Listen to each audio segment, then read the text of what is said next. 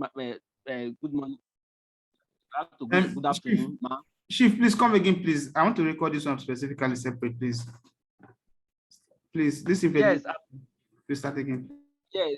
So this fertility, if they are giving an OSCE station where you have to take focus issue on infertility, just as I've said, for anything you are doing and that involves a mannequin or a real life patient, you have to introduce yourself by greeting.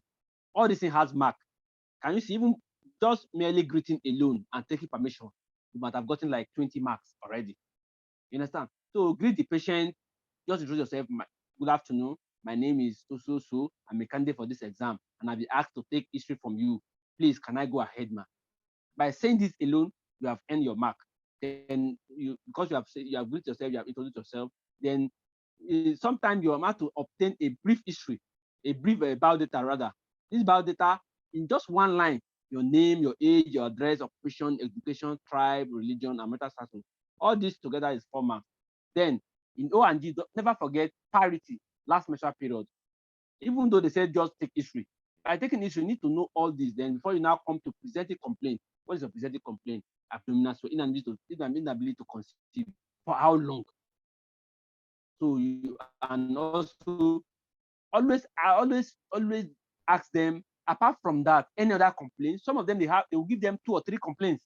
But if you are able to ask inability to conceive for 5 years, and just go ahead and be clerking the patient and be taking histories without asking, madam, is there another complaint? They will tell you, I'm having milk discharge. Ask her again, is there another complaint? You say no, then you can proceed. Because some of them, they might have 2 or 3 complaints. If you ask them for one and you say, oh, I've gotten the complaint, and you just move on, you miss the other presented complaint and you may not get your full mark. So then you need to ask for the duration of the marriage, and you need to ask. Some couples, they are very funny. They are not living together and they are saying they are infertility. Husband is in Lagos, wife is in Abuja. They only met once a month or once in 2 months. Then they will, after 1 year, they will come and tell you that, doctor, I'm not able to conceive.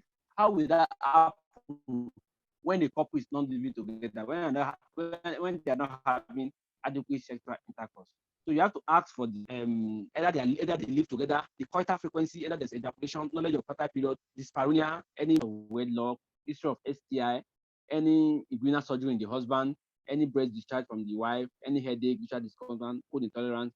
All these have to be asked because you are trying to ask for the cause of the infertility.